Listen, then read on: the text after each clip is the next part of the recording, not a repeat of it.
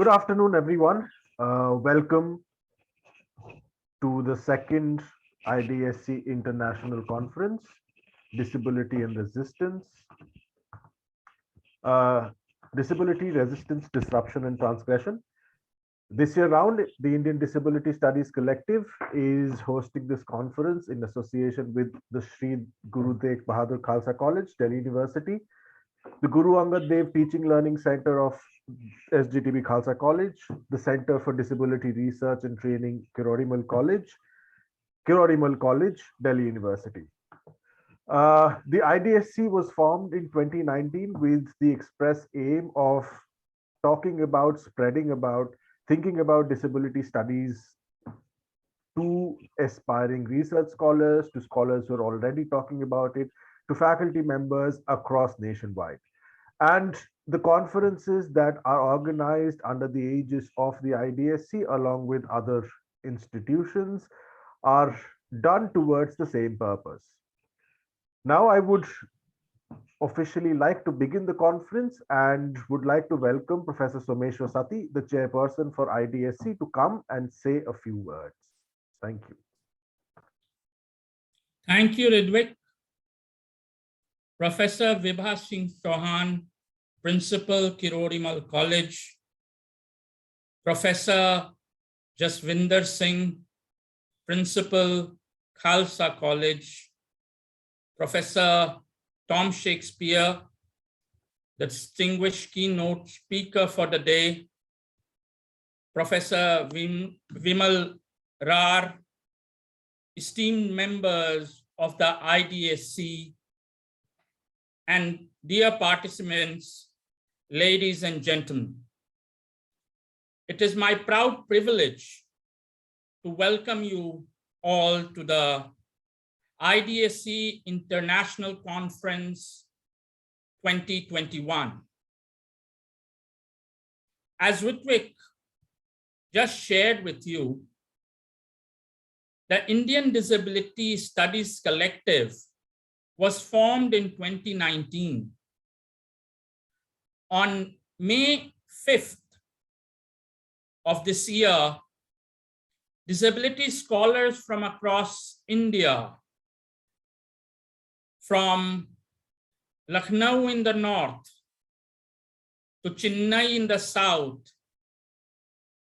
Ahmedabad in the west to Calcutta in the east, came together in the seminar room of Kirori College and expressed with a deep sense of anguish the fact that disability was yet to become a part of the academic consciousness in India. It was unanimously felt that something needed to be done to promote disability studies as a legitimate field of academic inquiry. So with the expressed intention of popularizing the discipline amidst the academia in India, 12 distinguished disability studies scholars came together and formed an academic association, which today goes by the name of the Indian Disability Studies Collective. It was our cherished goal to disseminate and popularize the study of disability all over the country, to visit smaller centers and get students who had never thought of disability as a possible field of academic inquiry to engage with the discipline. For this purpose, we decided to have an annual conference at different places. We are extremely grateful to Professor Ranu Unyal, who agreed to host the inaugural conference at Lucknow University in the Department of English and other European languages. So it was there that our journey began. If in Lucknow, the topic of the conference was deglobalizing disability, which would mean that our intention was to demonstrate that disability was not a universal category of human experience. That disability manifested itself and continues to manifest itself variously in different historical and cultural conjunctures.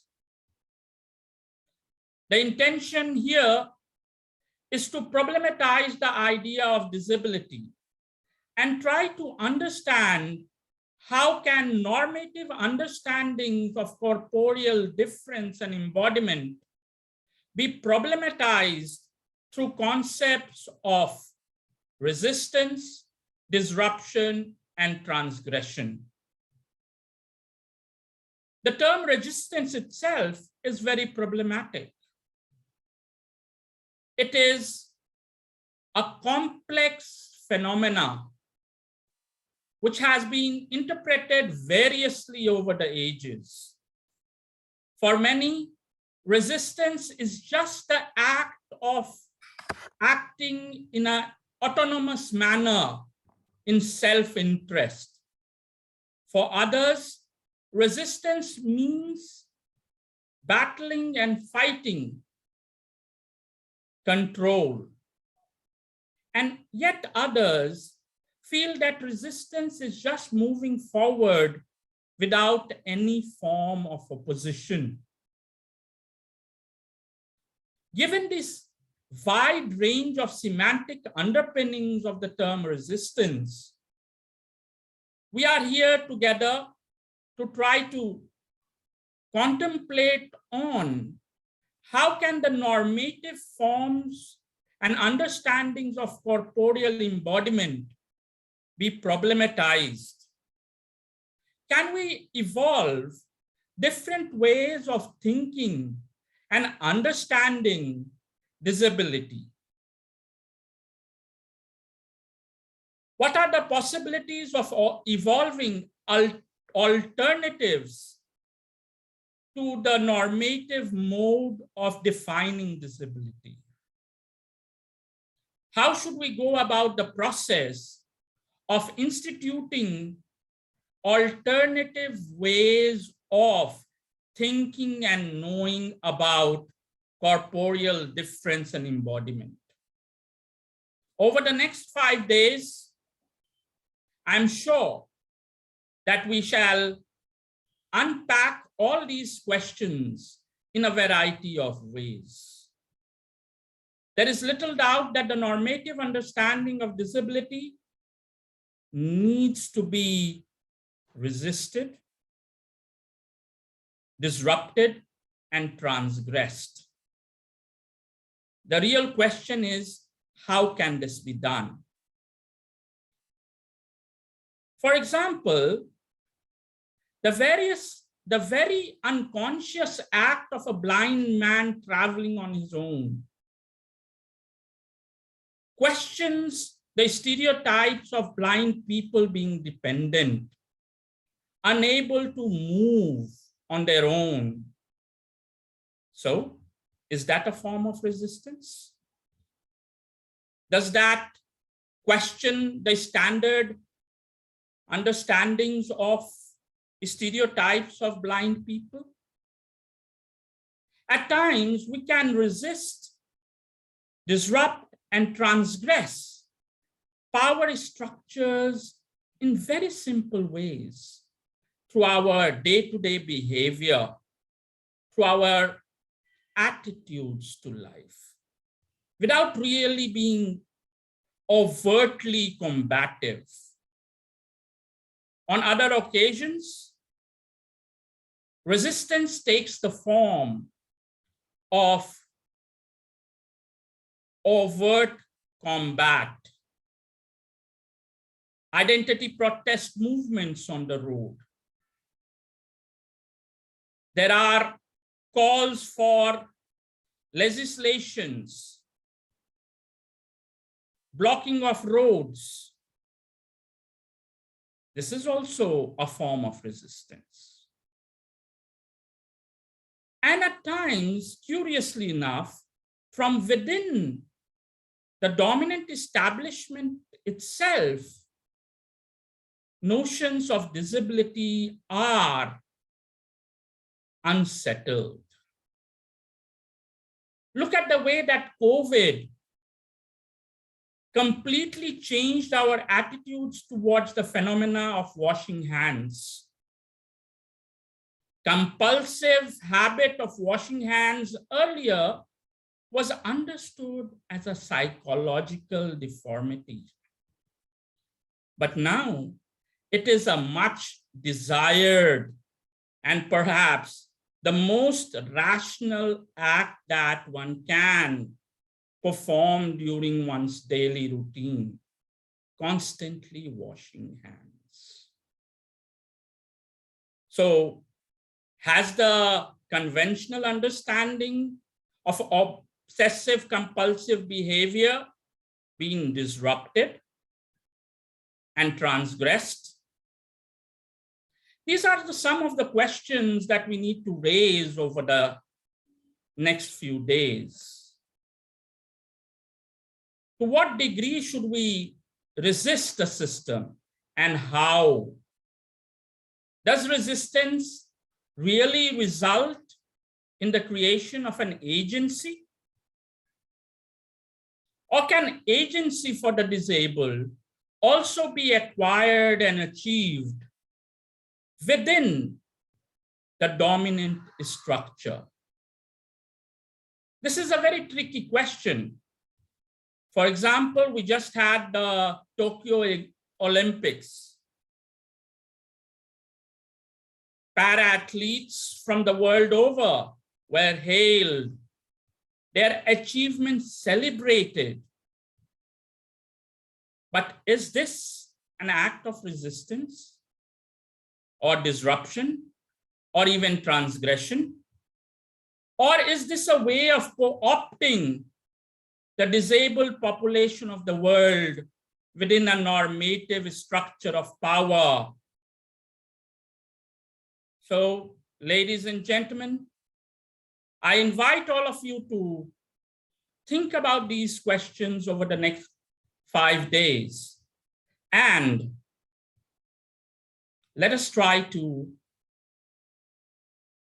unsettle the normative structures of power that have been scripted by the non-disabled for the non-disabled, in the hope that we will create a more inclusive and equitable egalitarian society. But before I close, I think it's my responsibility and heartfelt desire to thank Professor Vibha Singh Chauhan, Principal, Kirori College, and Professor Jaswinder Singh, Principal, Khalsa College, for giving us the opportunity to organize this conference under their patronage. Thank you. Thank you so much. And I really hope that everyone will have a great time and great food for thought during the following 10 sessions. Thank you. Thank you very much. Thank you, Professor Sati. As a continuation, I would request Professor Jaswinder Singh, Principal, SGTB Khalsa College, to please come and say a few words of encouragement. Thank you, Ritvik. Let me at the outset, express my gratitude to Professor Someshwar Sati ji, who is the chairperson of IDSC. Professor Vibha Chauhan, the principal, Kirori College, University of Delhi. My colleagues, Dr. Ghosh, Dr. Madhvi, Ritvik Bhattacharya, and my colleague in Guru Angad Dev Teaching Learning Center, Dr. Vimal Rar, rather Professor Vimal Rar, and all the colleagues who are joining from different parts of the country on this very, very special workshop on the disability. The resistance, disruption, and transgression, these are very, important areas within the disability, which we need to understand. I express my gratitude to all the colleagues who have thought of collaborating with the two important institutions, IDSC and Kirori College, because Professor Vibha Chauhan herself is a very committed person in this area, and we have been taking lead from her in the University of Delhi. And Professor Someshwar Sati, who is an expert in this area, and I'm sure, many of us will benefit from his address, and also, the concept and the narratives which he has discussed and which he has mentioned that it needs to be re-understood, in a certain sense, that the concepts given by the established scholars who may not be suffering from some sort of disability, for the able persons, and also, for the disabled sections of our society, may not be the appropriate structures to deliberate upon. So if we really are interested in building up the egalitarian system, which is accessible and understood by all, needs to be revisited. So this is a very important lead which Professor Sati has given us. But before we thought of having this 1 week workshop, we are not calling this to the faculty development program. We thought about that because we thought that it will give the teachers who are participating some sense of entitlement for the promotions. But then later on, Dr. Shaikar, Ritvik, and my colleague Dr. Vimal, they thought that rather than calling it a 1 week faculty development program, let us have a general workshop where the concepts should be properly understood by us.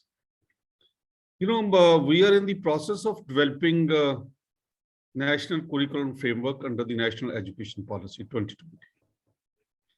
And the National Education Policy, rather the new education policy, does talk about inclusiveness, and it also is giving us, some sort of an opportunity to be the global leader in terms of giving and accessing education. There are many new initiatives which are being undertaken, and the whole higher education regulatory framework is being given a new sort of orientation, whereby after due deliberations, because we were also part of some suggestions, the various verticals which have been set up under the national education policy, their aim is not only to provide these structures, but also to ensure that the people are able to access education. Because higher education develops the critical minds. It gives us the opportunity not only to restructure our own thinking, but also to bring in the new, interactive frameworks. And, the challenge is not merely in terms of laying down the policy. The bigger challenge is that how do we put them into practice? So that, if the government in the statistical sense, if it wants to raise the gross enrollment ratio from 27% to about 50% in the next 15 years, then how do we achieve these targets? I think when at the UGC level, many of us will recall that when we were discussing the choice-based credit system, these issues were again discussed, and it was thought that the special sections and the special studies should be incorporated. Even though that was the mention was made, but I don't think due attention was given at that time that areas like disability studies needs to be properly integrated into the formal structures of the university. I'm glad that the Department of English in University of Delhi and some other departments have taken the leads, and there have been discussions. But I think just as we teach environment, everybody needs to be properly sensitized about the needs of the society. Disability does not mean only the physical disability; it also means the economic and social disability. There are certain sections of the society which are continuously ignored by our social structures, by our social systems, to be away from the the main sections. So how do we bring them into the system? Of course, there have been issues about reservations. There have been issues about the special attention or the focus attention. But we find that still a lot needs to be done, and the proper narratives need to be developed so that they become active participants in this process. Only then we can say that disability studies are succeeding and they need to be understood properly. So far, we say that our social systems, even though it is hugely cost and class driven, or our society is divided on these lines. But I think along with other disabilities, the social disabilities need to be properly understood. They may not need as much reservation as it is made of, but what do they need more is that it is the intellectual integration with the system which is more important. So the disability studies needs to understand how to bring them into the mainstay. And you can see this is happening in Punjab. For a very long time we ignored the relatively ignored sections of the society, and now the time has come when every political party is saying that they need to be given proper proper platforms so that they can exert, they can formulate the policies. And it already happened in Uttar Pradesh, and where they were given the time to when the entire society, the political structures, they give them the time to rethink on these lines. So the disability studies, they need to integrate these social movements also to bring about proper egalitarian structure in the system, and also to remove the social discrimination. I am saying it from a social from a student economics students point of view. I may not be as articulate as my literature colleagues are, but I think these are very important things with which the society struggles continuously, with which the society deliberates continuously. Each one of us believes that these discriminations, either based on disabilities, based on the physical problems or the social structures, they need to be properly understood. And the educational needs of the society should also be properly restructured, and their participation in the system can be very, very predominant. And it is not only in the Indian system. I have seen this happening in Europe. I have seen this happening in North America. The disability studies, they need to be appropriately understood and integrated into the main educational structures. I will not go beyond this, but I will definitely request Ritvik that if we are doing the recording, kindly share some of the leading thoughts, so that it can give others also a chance who may not be joining in this 1-week workshop, but who can, get access to our website and make use of this. Rather, I would still further go that if you can edit some of the important lectures, and we can bring a video, conglomeration of the same and give access to many of us who would be interested, but who may not otherwise be able to join this conference. Once again, I express my gratitude to Professor Sati, Professor Vibha Chauhan, Ritvik Shaikot, and Madhvi ji, and all my colleagues who are joining from different parts, because it is the participation, it is the discussion, it is the common platforms where we can express our views, where we can listen to others and bring about something which can be helpful to our educational system. Thank you very much. Thank you so much, sir. And it's true, all of the things that you said, because society is a big integral part of where we live, and disability does figure. We are recording the sessions, and all the sessions will be put up on the English department YouTube channel, which we can always put up on the college website as well, and then go ahead. Thank you so much for your kind words. Thank you so much for everything that you have done and all the encouragement that you have given. And we shall, your permission, move ahead. And I would like to invite Professor Vibha Chauhan, Principal, Kirori College, to say a few words. Thank you very much, Ritik.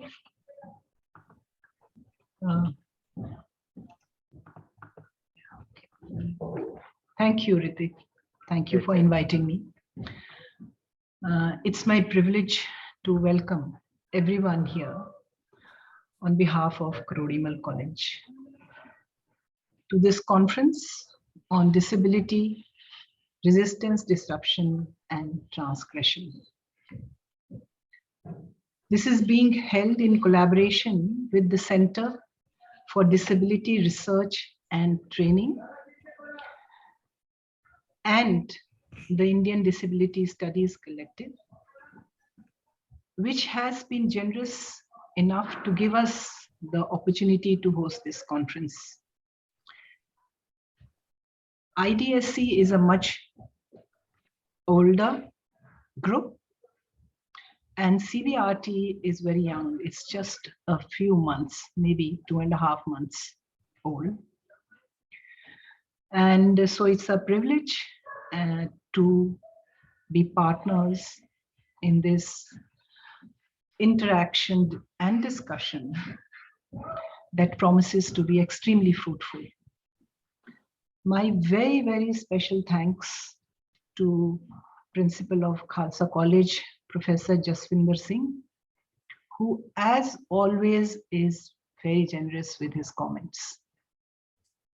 I must here say that actually he is the one who leads and is in dominant leading positions a lot of times, because he takes decisions, he inspires confidence, and he is a very, very ready collaborator.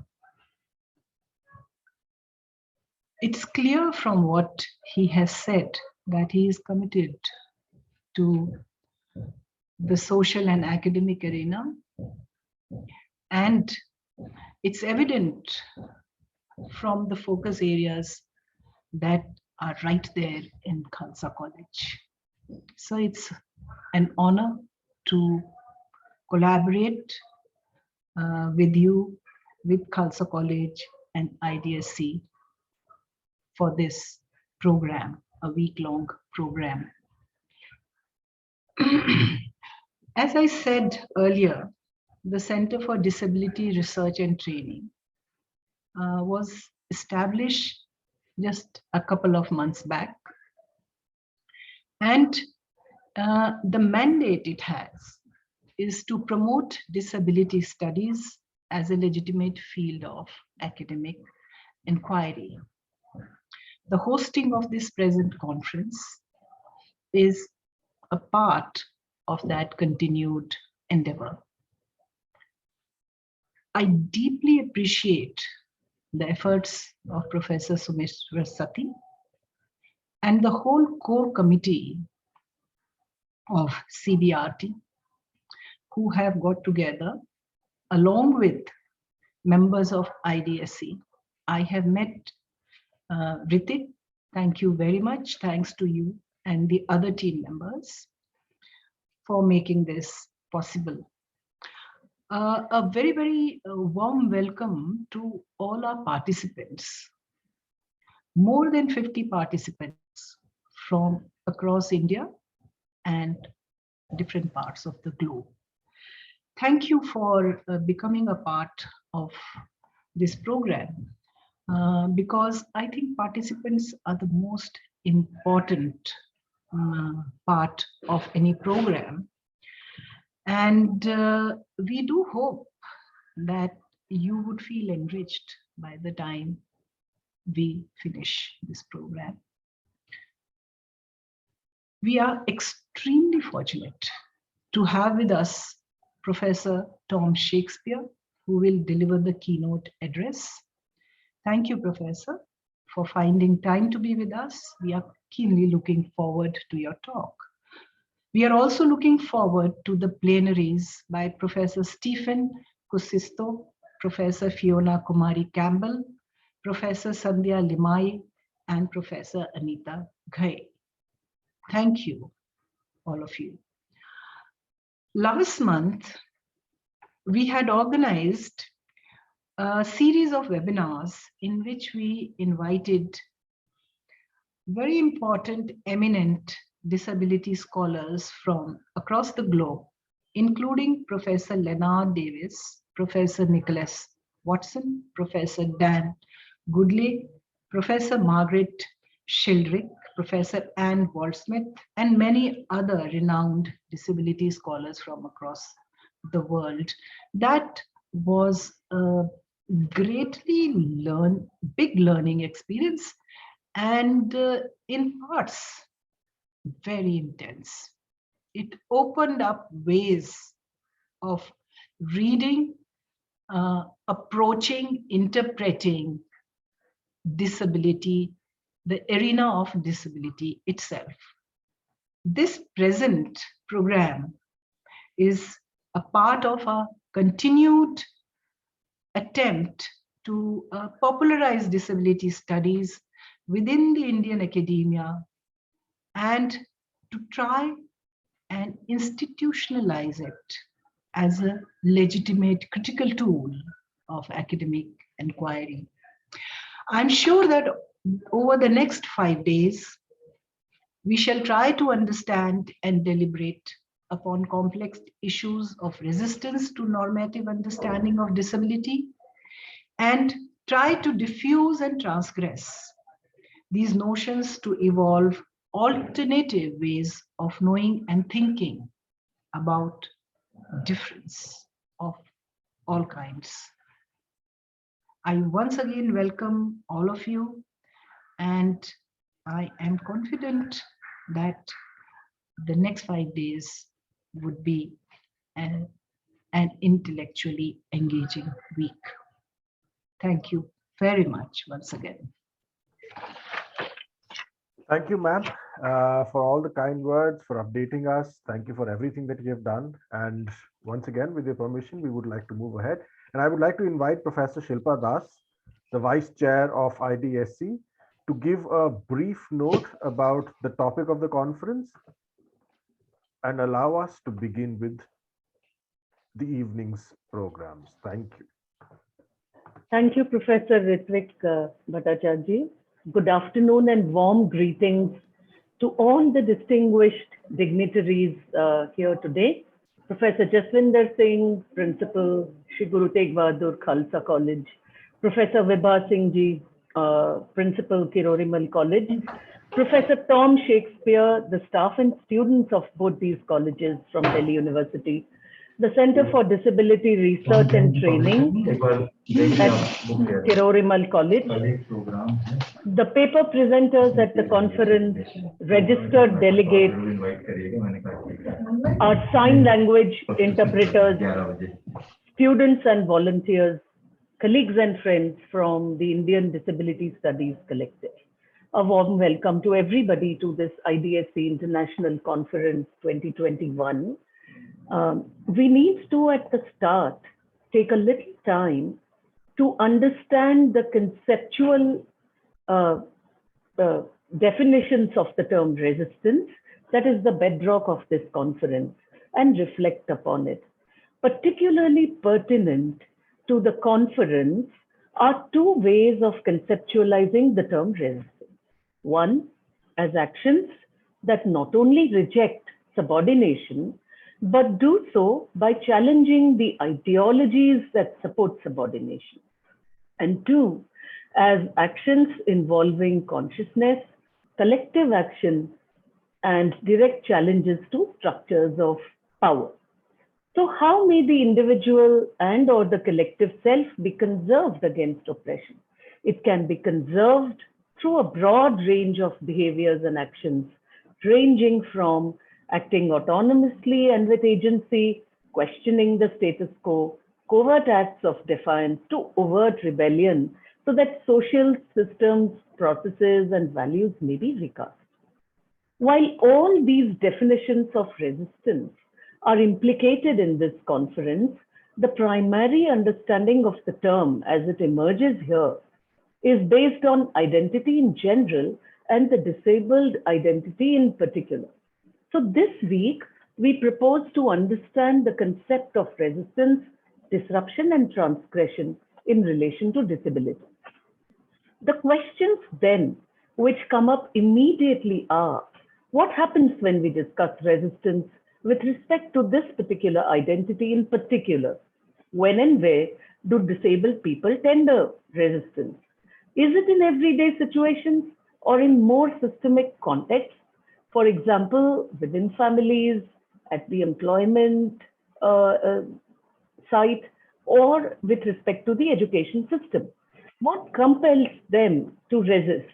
What are the many ways in which disabled people resist oppressive able-bodied norms, values, and discriminatory practices like the idea of a normal body?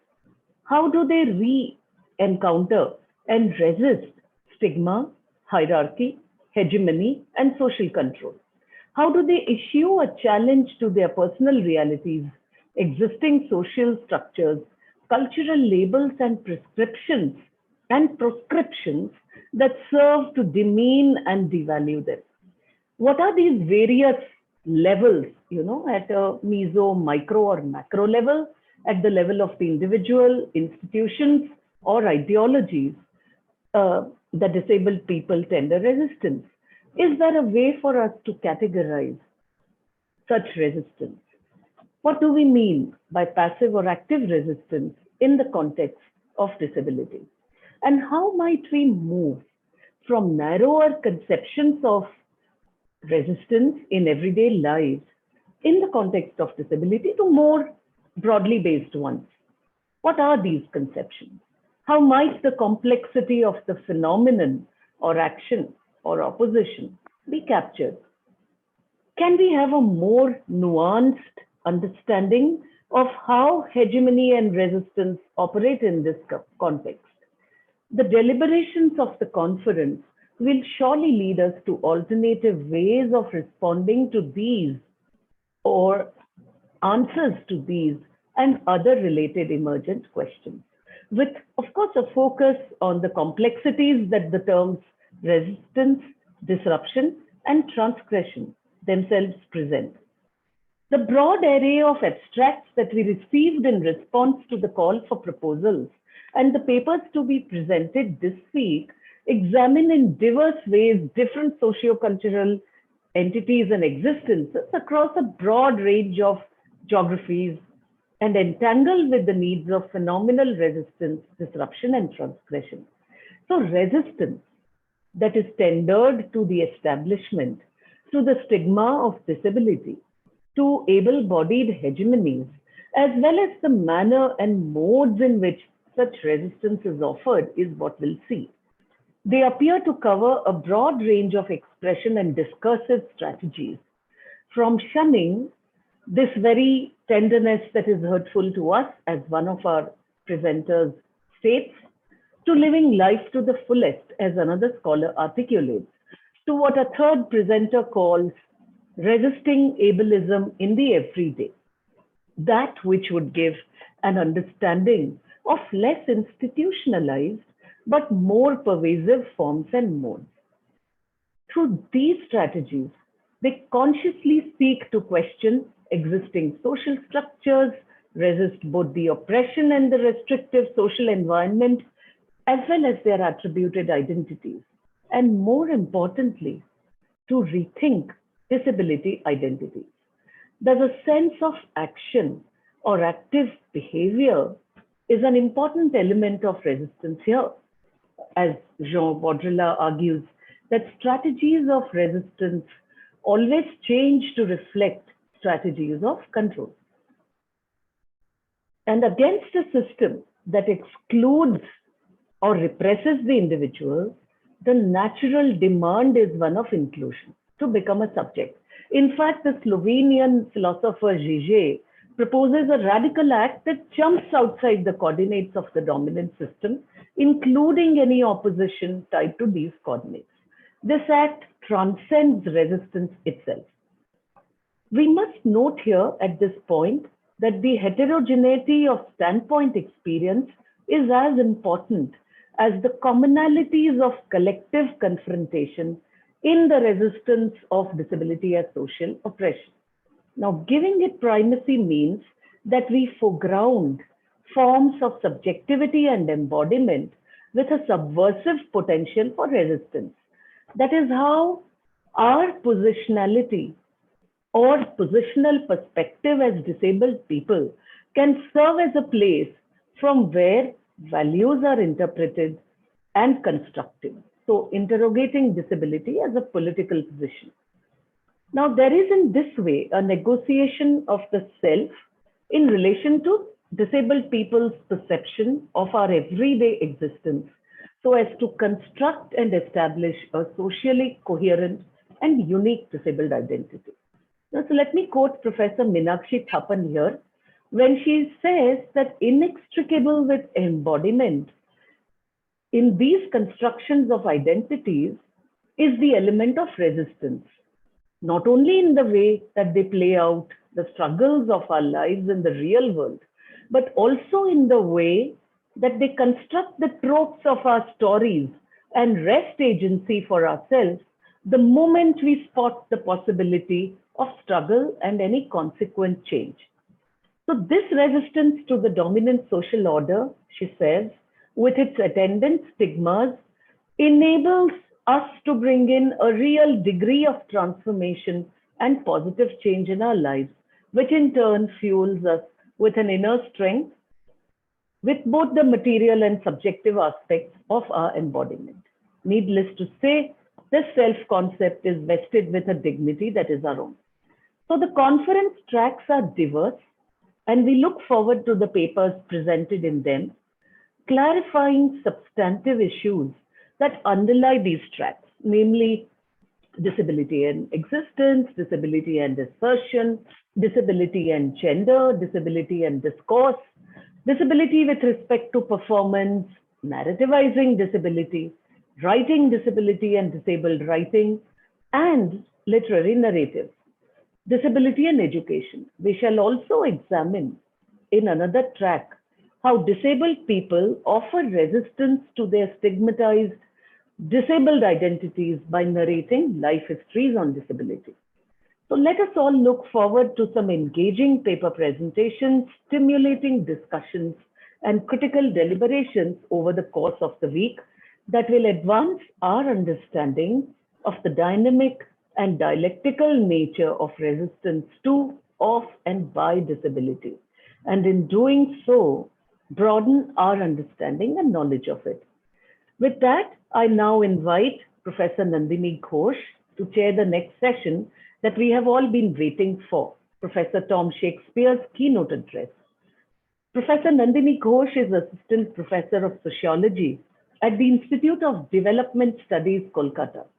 Her areas of interest are qualitative research methodology, sociology of gender, marginalization, and social exclusion and social movements.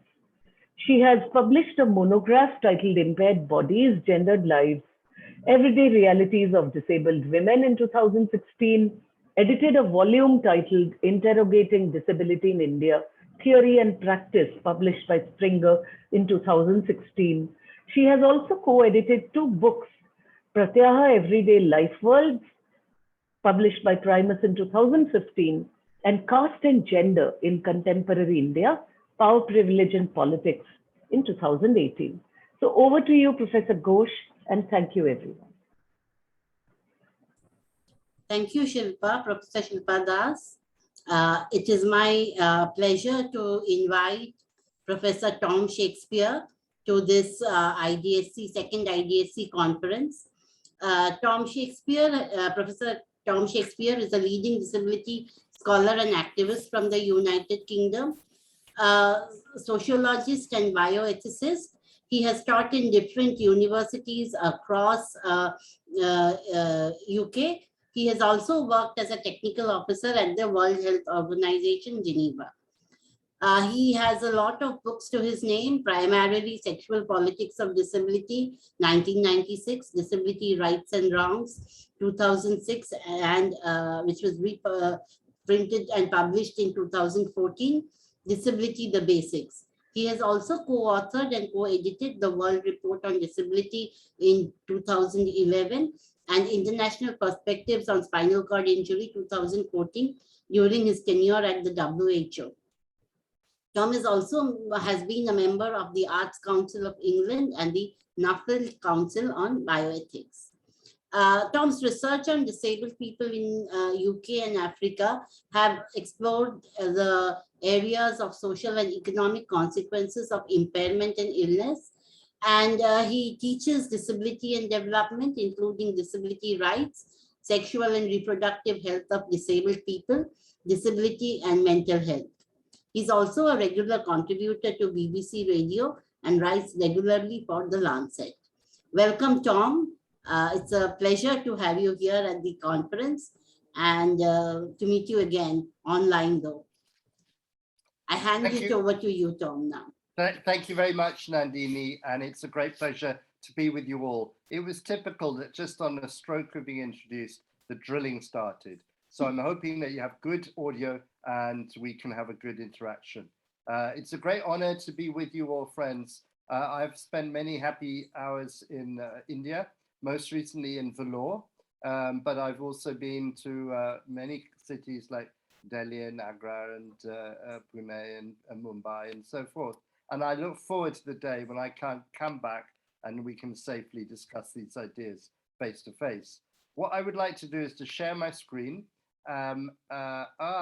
Host disabled participant screen sharing. You're not allowing me to share my screen. I can just talk through if you'd want to, but it's up to you. No, you can share.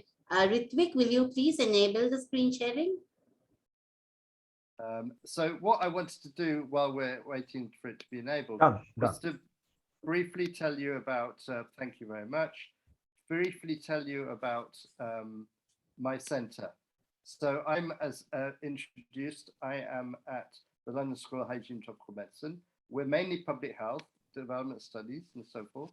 I am co-director of the Pender program, where we're really, it's very practical, it's very engaged work. So we have a project, Pender program, funded by the Foreign Commonwealth Development Office, which is about interventions to improve the lives of disabled people. Succeed program is basically CBR in 4 African countries. We're going to do some work with young people funded by MasterCard. And we also have the Disability Evidence Portal, which is disabilityevidence.org. And what we're trying to do there is to meet the evidence gap. There's a huge evidence gap, as you know, in terms of people with disabilities' lives in Asia, in Africa, in South America, and what works to make them better. So this portal is all about that. So this is a conference about agency and resistance. And I wanted to highlight that, you know, certainly in British disability studies, we have a conflict between the traditional medical model, the idea that we can't do things because our bodies or minds don't let us, and the social model, the fact that we can't do things because of social barriers, prejudice, ableism, or whatever you'd like to call it. I'm just going to get a little bit closer to my microphone, so I hope that you can hear me and the drilling doesn't disturb me. I apologize. But the problem with both these models is, where does agency and resistance go? Because in both models, they're about people being disabled. And many of our ways of thinking about disability are about ableism or compulsory able-bodiedness or whatever else it is. Where does agency and resistance go? So today I think that disability comprises a range of intrinsic factors and a range of extrinsic factors. And I know that many of you are doing literary studies or cultural studies. You're interested in cultural meanings and representations. Others are doing psychology. You're interested in a motivation or identity or self-belief, or you might be interested in social psychology, the roles and expectations that society puts on disabled people. I think it's from a materialist position, it's worth looking at things like buildings, accessibility, transport, all those barriers. Somebody should be putting that thing on mute because it's not me. I think that we should also take into account the type and severity of impairment. Because, for example, I have a spinal cord injury, which is a consequence on my achondroplasia. It's very low. If it was higher, it'd be much more difficult. It's a fact of life. So if you're completely blind, as opposed to you have some sight, that's a difference too. So that this also informs. So we have intrinsic and extrinsic factors. And it's really the interaction between the two of them is my understanding of what disability means to individuals. So what I've put here, I'm not going to read them all out, but when you look at the articles about disability in Africa, they're mainly negative. They're about, I'm going to read out a few of the words that I've put on this screen. Severely marginalized, underprivileged, poorest, exclusion, poverty, lots of problem words. And I am going to say to you that I think the consequence of all of these, and it doesn't matter whether they're from a medical model or a social model, is to suggest that Africans with disabilities cannot exhibit resistance and agency. Yet, at the same time, those of us who work in Africa work with really strong activists who and advocates who are very proud, who are very positive, who get on with their life. So how can we make this square this circle, if you like? And here, I think and it may also be relevant, very relevant for poor places in India as well. We have colonial legacies. We have, the Raj in India, or we have the Portuguese or the French or the British in Africa. So that obviously influences deep cultural beliefs about disability and incapacity. And that's this case in Africa, and I think in Asia. Poverty. We know from empirical research that disabled people live in poorer households, and that this can be a sort of multidimensional poverty. It's not just about the money they receive, it's about the assets they have, about the quality of life they have. We know there's a lack of access to rehabilitation, to wheelchairs. My dear friend Chapel Kasnavis, who used to be head of Mobility India, has told me that he thinks that less than 15%, 15% of people in the world have the mobility and assisted devices they need. We know about travel and transport barriers. We know about, for example, in school, the class sizes, lack of classroom support, teacher attitudes. So there's a whole lot of negativity. What the project I did was called Levers of Success. I wanted to understand how people resisted, how people in Africa were able to get on with their lives. And I wanted to do this a bit like Professor Nandini with qualitative research. I wanted to gather the stories. So I went out, and this paper is based on my work in Zambia, Uganda, and Kenya. And I interviewed disabled people. And on the slide, I've put out the people that I work with. They were mainly recruited through organizations, people with disabilities, non-governmental organizations like Leone Cheshire. We wanted a range of impairments. So they're mainly physical and sensory impairments. They're not mental health or intellectual disabilities. And we got about 40 people from Uganda, 33 people from Kenya, 40 people from Zambia, who self-identified as successful disabled people. So I've just put up a picture of me and some researchers, and we went off in a minibus or a car, and we interviewed people. So how do we analyze it? Very, very briefly, it was framework analysis using Excel, which I think is a very good methodology. The themes, obviously, it was inductive. The themes emerged in the transcripts, initially just descriptive and then increasingly analytical. And we charted, we had charts for obviously Uganda, Kenya, and also Zambia. And each chart had a horizontal line in the typical framework analysis way. That we had a participant, and then we divided up their experiences, and we had different pages. So we had a page for their I don't know, employment experiences. We had a page for their aids and adaptations. And that way we were able to go with the eye or the screen reader, look down a column and compare people's experiences. So very briefly again, we had a few people who were deaf or had hearing loss, 2 in Kenya, 5 in Uganda, 9 in Zambia. Some people had sight loss or blindness, 4 in Kenya, 9 in Uganda, 7 in Zambia. Some people who had albino, which is a big problem in East Africa, 2 in Kenya, Uganda, and Zambia, so that's a total of 6. We had some people with strict growth, like Nandini and myself, 3 in Uganda, 2 in Zambia. We had about 10 polio survivors from each place, and then we had another 10 or 12 mobility impairment, and a few missing or not otherwise specified. So what did they do? They worked for a DPO, they're a teacher, they work for an NGO, they work for a bank, they're a junior civil servant, they're a middle rank civil servant, they're a very senior civil servant, they were a lawyer, they worked in the brewery, they're a photographer, bus inspector, politician, consultant, electronic repair, telephone operator, rice trader, craft workshop, farmer, fruit farmer, pig farmer, bee farmer, fish farmer, chicken farmer, peanut butter producer, tailor, cobbler, garment industry, embroiderer, knitter, owns a shop, does projects, owns motorcycles and rents them out, or a counsellor. So that's all of the people on the slide. They really were a lot of stuff, and it is normal stuff. And of course, some of these are rural, some of these are urban, and you can see that the farming people are more likely to be rural. But these were successful people, and other markers of success. They said to me things like, I was the only member of my family to complete the school. They said, I am the one of all of my siblings who are looking after my elderly parents because I'm more successful than my brothers and sisters. I'm paying for the school fees of my brothers and sisters. I have a partner. I have children. So in Kenya, 23 out of 33 were married or in long-term relationships, 54 children. In Uganda, 22 out of 40 were married or in long-term relationships, 84 had children. So, just some examples, they were getting on with life.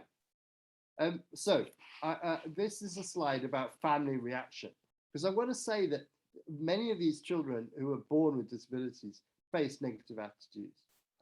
The elder brother who does not accept or respect me, the mother who refuses to give the child up when others advise to leave him in the forest to die.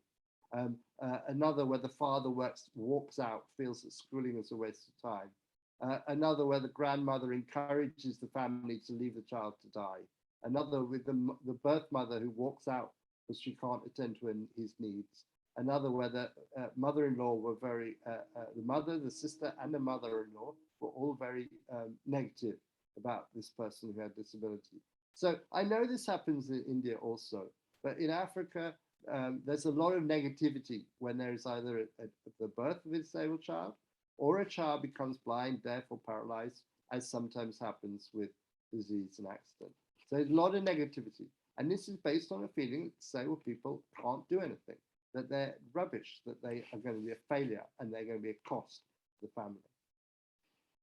I've put this before. I've put a slide here, and this is for Nandini to smile at. This is a picture from the little people of Uganda.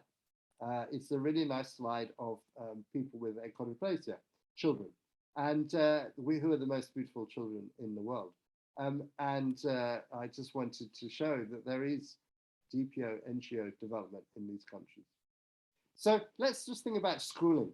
Now, our narrative is that disabled people are out of school in Africa. And it's true that 10 folk in Kenya, 4 in Uganda, and 7 in Zambia didn't complete their schooling, their basic schooling. But a number did, 2 in Uganda, Kenya, Uganda, 3 in Uganda, 8 in Zambia, got their highest level of schooling was secondary. Now, 8 people in each country, their highest level of schooling was diploma. And these were usually teachers, because the diploma is in teaching, but they could be in a few other sort of practical things. A lot of people were graduates. So 4 each in Kenya and Zambia. But a staggering 15 of my respondents in Uganda were graduates. And that's because Uganda sponsors the education of disabled students at university. So they have government money. And of course, the fees are the main obstacle. So suddenly 15, that's nearly half my respondents in Uganda. And in fact, 8 of them were postgraduate trained, compared to about 5 each in Kenya and Zambia. And of course, I don't have data for everybody. But it shows that people do achieve, they persevere. I remember talking to a young man from, well, 30, 40-year-old from Zambia. And he had polio and he used sticks. And he said, I was the only member of my family to finish school. And I said, it must have been very difficult for you to go to school with using sticks and inaccessibility. And he said, yeah, it took me 3 hours morning and evening to go to school. 3 hours, my friends. That is really a tremendous achievement. In the whole of his schooling, he had to walk, walk, walk. So against the obstacles, against the barriers, some thrown by their impairment, some by the school. I'm going to tell you that in a minute. So barriers in education, I'm going to tell you that. So bullying. So the other pupils used to take away the walking stick to test how he would walk without them. Well, if you're mobility impaired, you won't walk, you'll fall over. They laughed. Teachers and students mocking the person with restricted growth, mocking, ostracized, problems in toilets, problems in queues, problems for other people, neglect, the deaf person who dropped out of school. But yet the barriers, they resisted. Like I said, I'm the only member of my family to finish school. Somebody else said, it's like every time I reach a different certain stage, I realize I can still do something else. And this is called adversity inoculation. I'll tell you about that in a minute. So there were loads of barriers of bullying and teasing and bad treatment. Now, what did they become? What jobs did they go on to do? Well, they were educated people. They were successful people. They were self-selected to be success because I wanted to find the success stories. And so about 4 to 6 of them in each country worked for the civil service. A number of them were teachers, particularly in Zambia, because that's where I found, that's how I recruited. I just got hot teachers. Some worked for an NGO or a DPO, particularly in Uganda. There's a very strong disabled people's movement in Uganda. Disabled representation is written into the constitution of Uganda at every level, from village, district, and up to parliament. There are places for disabled people. So of course they are, they have a lot of potential. Some were working in business, 1 in Kenya, 5 in Uganda, 3 in Zambia. Some were self-employed, about half a dozen people were retail, trades, cobbler, seamstress, and so forth. Sorry, no, those are the traders, I beg your pardon, about half a dozen. Some were craft, sewer and cobbler. 5 in Kenya, 2 in Uganda, and 6 in Zambia. A number were farming, 3, 2, 3, they were farmers. And of course, I don't have everybody, and some people were students. So, but basically they were employed, they were doing good jobs, they were successful, they were resisting, they showed agency, really interesting. So they faced a lot of discrimination, poor treatment, and that's why, for example, in Uganda, a lot worked in disabled people's organizations. Might be easier to get ahead. A lot were self-employed, not because they chose it, but because they faced barriers in the mainstream labor market. So what could they do? You know, they could farm, they could learn a craft. So this gentleman was a tailor, and then he learned photography. Another couldn't get the job that she sought in a DPO, so they opened a shop. And they really tried really hard in their work not to ask for help, to be independent. So this basic idea that people will, this is agency, this is resistance. this is doing your best. So I think there's a lot of it out there. This is me with a gentleman in Zambia, and he had osteomyelitis and was crippled in his leg, and he was a street tailor. So this is a picture of me in his shop, and you can see outside, yeah, it's just an ordinary shop down an alley. And as a researcher, I was paralyzed at this stage. I thought, how on earth am I going to get down there? And I got down there because the driver of our vehicle took one arm, and my co-researcher Joseph took my other arm, and they kind of frog marched me down the alley. I didn't even have my wheelchair, and so then with my sticks, I got into this little shack basically. And the first thing he said is, "Why have you come to interview me? Why are you, professor from England, interested in me?" And I'm interested in this gentleman because he is married, he has 3 children, he earns a living. And how does he do that? And I said that, how do you survive? And he said, the grace of God. Now, in Britain and Europe, I can assure you, nobody ever credits God with their success. But in Zambia and many African countries, it is God that gives people the sense that they are important, that they are worthwhile, and that they will be okay. In this gentleman's case, it was also his sister who gave him a sewing machine, and his brother-in-law who gave him lessons, paid for the lessons to use the sewing machine. And between them, they helped him make a living for himself. He also was useful because he was getting about with a stick. And somebody saw him, and they ran up and they said, "Here, have this walking stick. You need a proper walking stick." So these things which came from benefactors really made a difference to him. They enabled him to be a productive person.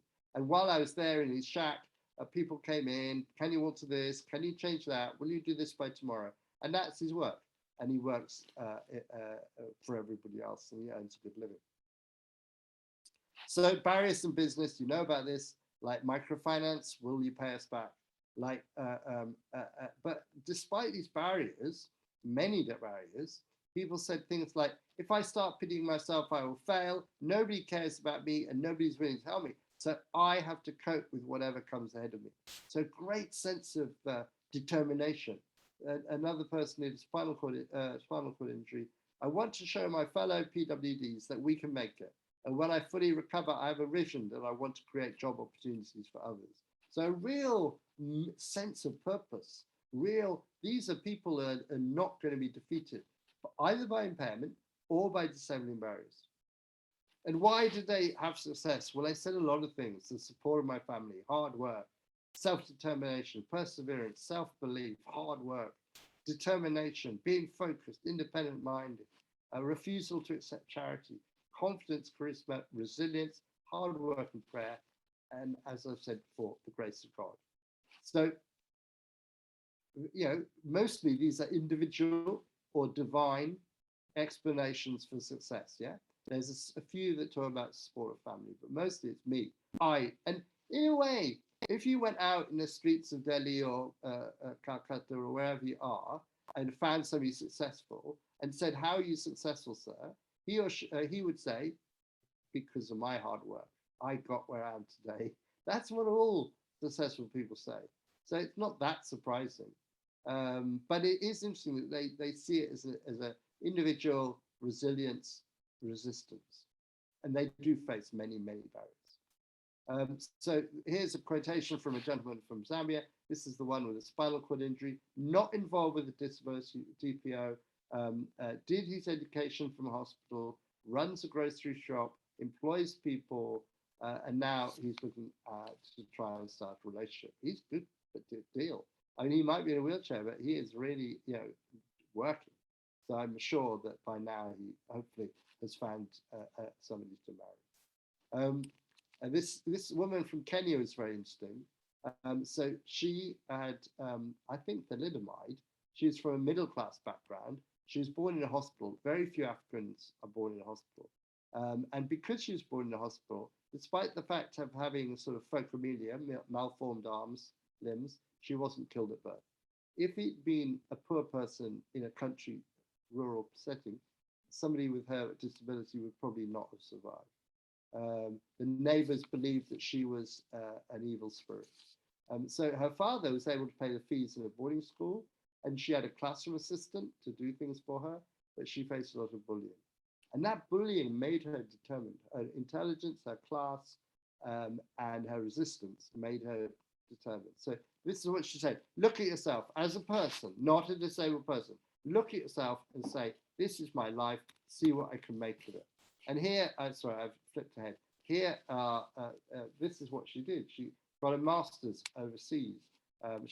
She said, you can do what you can, at least, to change the mind of those negative and attitudes. And there are also positive ones, positive people who come to embrace you.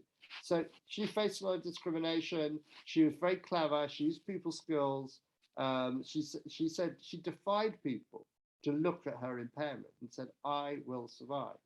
She didn't have a husband or a boyfriend, so she hadn't succeeded in that area. But economically, she'd really succeeded.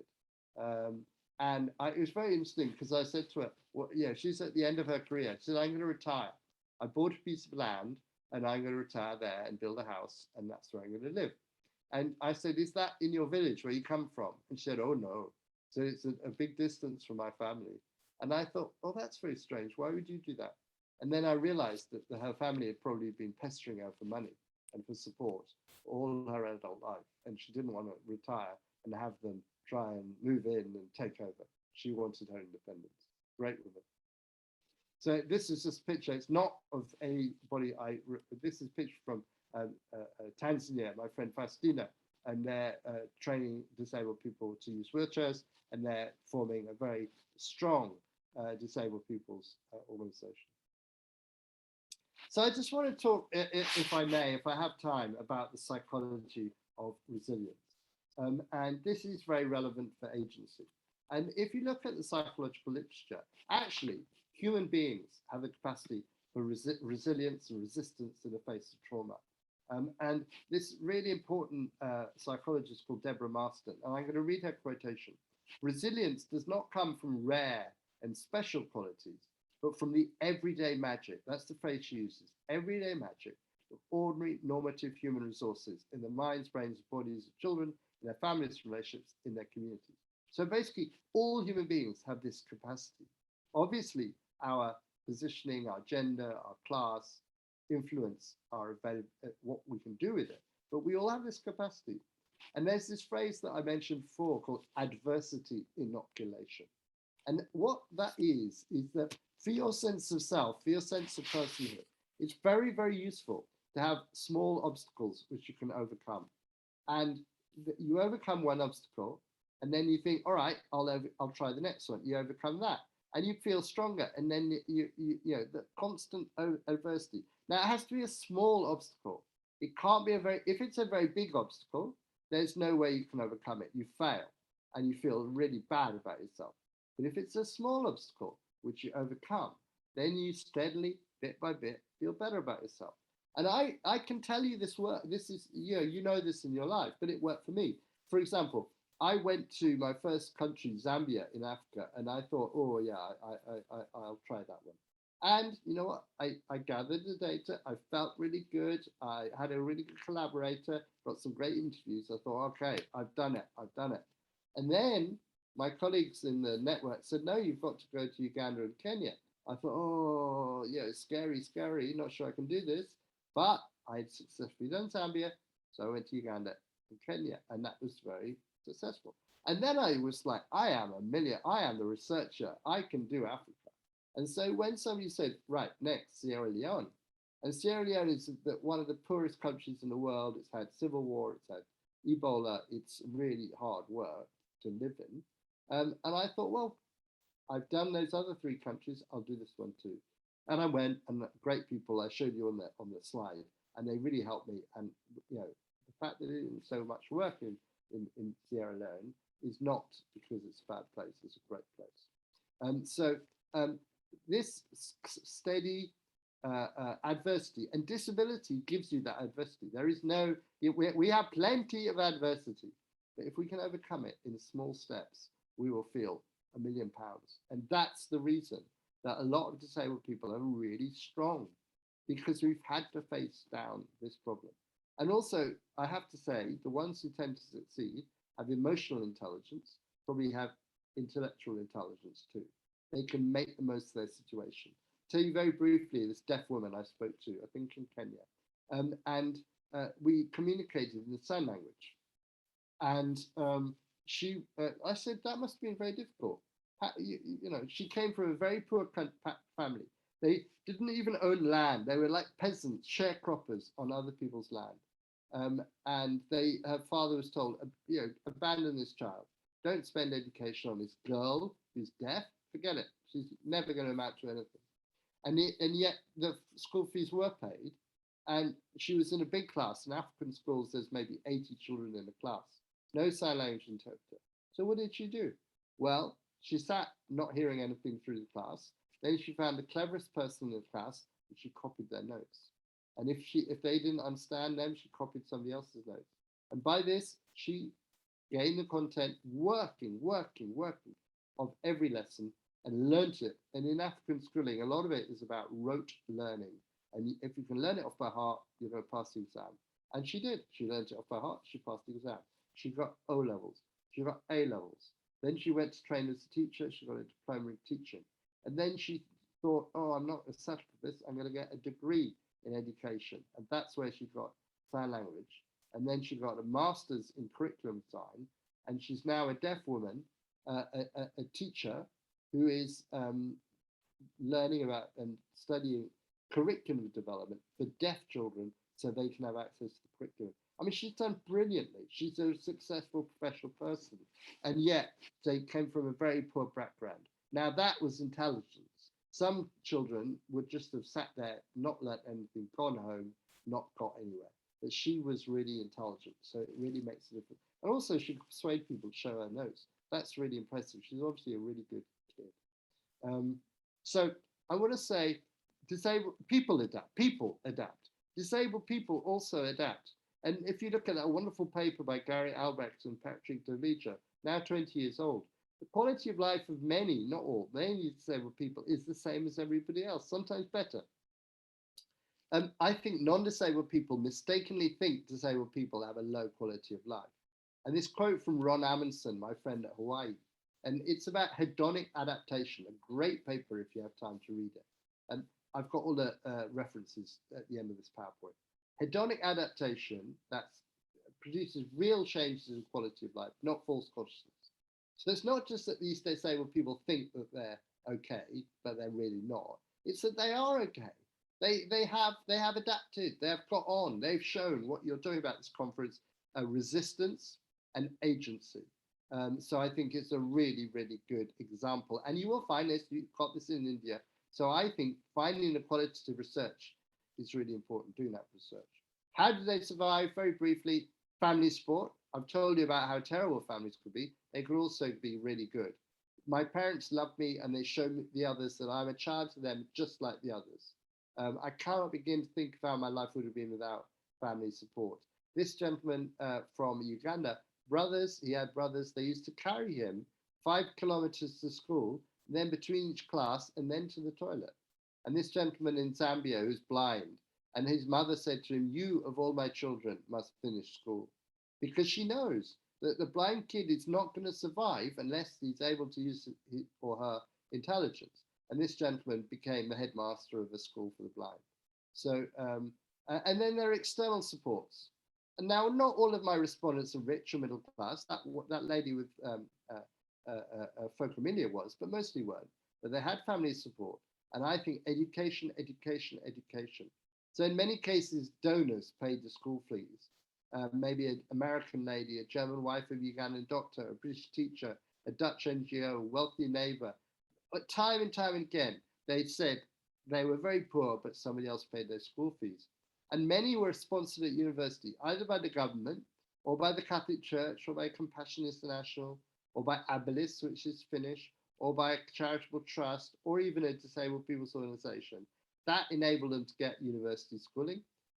I told you how they were given assistive devices, the wheelchair, the crutches, and so forth. They were given help in getting a job. They might be given loans for their farming. So you can see that this, yes, they all said, my drive, that got there. And it's true, without that, they probably wouldn't get there, but they also had lots and lots of external support. Think back to my little grid, yeah?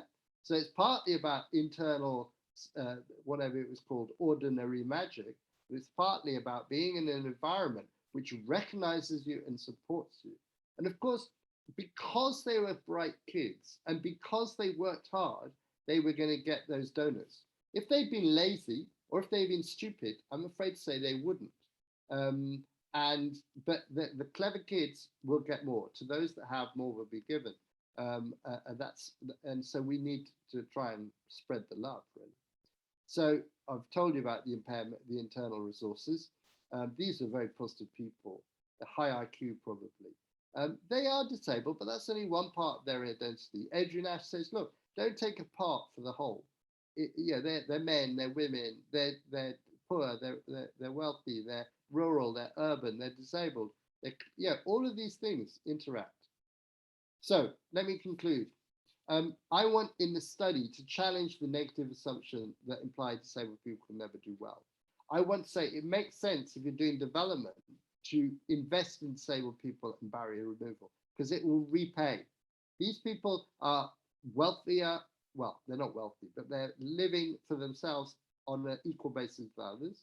They're helping other people in their family. They're promoting education. This is good for development of the nation. Now, some people who are very bright, very motivated, very resilient, do achieve success, absolutely the same as other non-disabled people. But I think that, I went out and looked for these people and I found them. They're not Olympic prize winners. They're just ordinary people, but they're successful. And I found them without difficulty. I could have made it a much bigger study. But what we need to, they're going to be okay. But the next lot of disabled people down are not going to be okay. So we need to remove the barriers so that other disabled people can have this level of success. Education being one of them. But also, what about people with a learning disability, with intellectual disability? What about autistic people? What about people with psychosis or other conditions? How can we make sure that they also flourish? Because what I want to say is that disabled people can flourish. We can have good lives. I want just briefly to acknowledge the government, the Economic Social Research Council, and the agency Leonard Cheshire Disability, who helped me in the research, and a lot of people. So thank you. I published one paper in African Journal of Disability, which you can read, and I need to publish others. Well, there's a couple of others out there. But I think that if we go out and do quality research, we're going to find a lot more of these stories. And I know that you are also interested in this, so I hope you can gather them in India and gather more of them in India, because that changes minds, changes government, changes NGOs, changes our perception of what disability is. We need to break the link between disability and incapacity.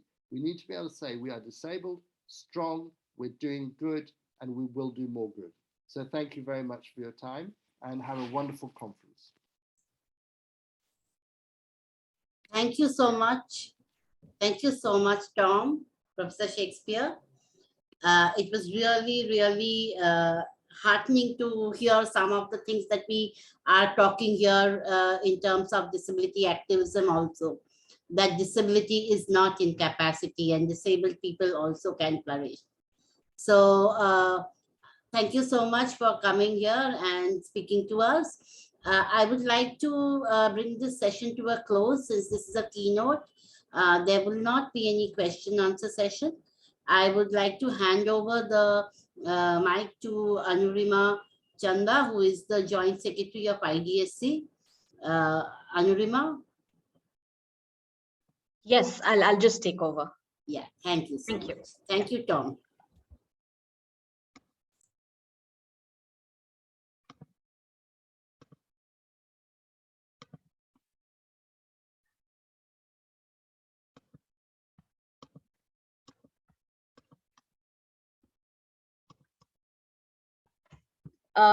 Hello, am I visible?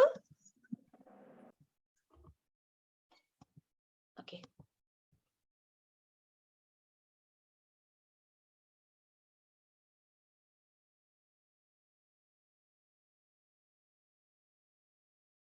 Yes, you are, Anurima, but you need to pin yourself also. Yes, I'm just trying to do that.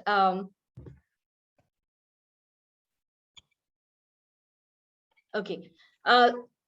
It is my privilege to deliver the vote of thanks for the inaugural session of this 5-day international conference on disability, resistance, disruption, and transgression, which is organized by the Indian Disability Studies Collective, the IDSC, in association with Shri Guru Tegh Bahadur Khalsa College, Delhi University, and Guru Angad Dev Teaching Learning Center, SJTB Khalsa College, and the Center for Disability Research and Training, Kirori College, Delhi University.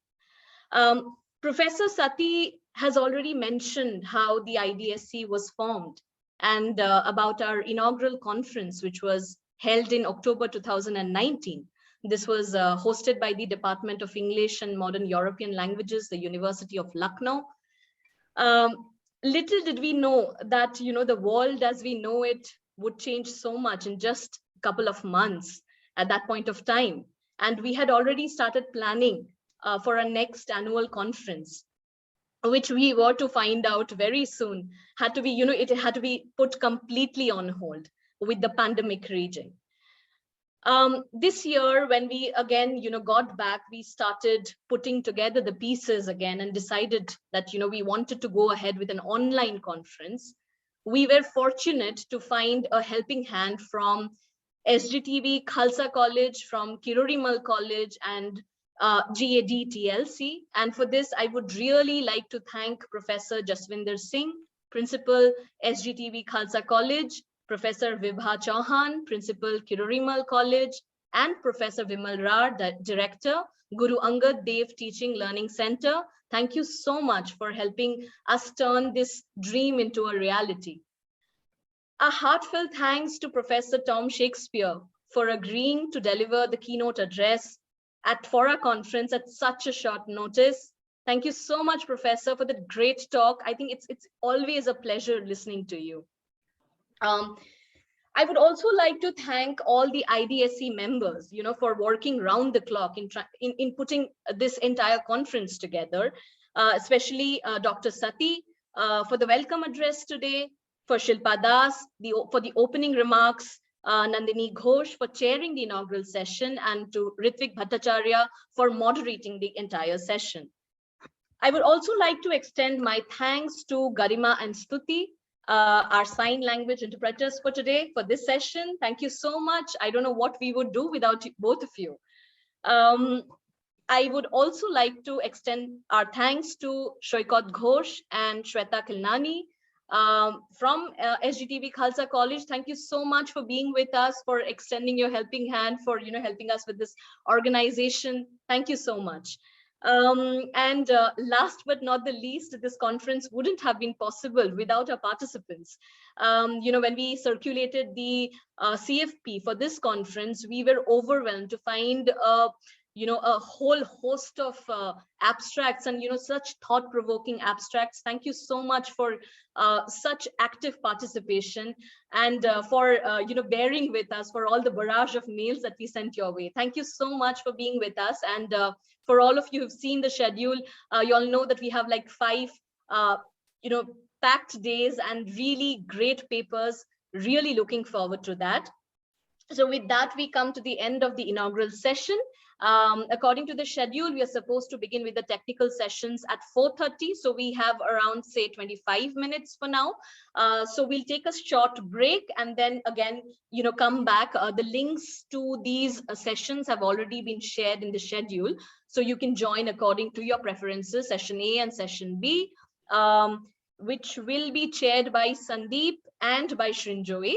So with that, we come to an end to the inaugural session. Meet all of you again back at 4:30. Thank you so much.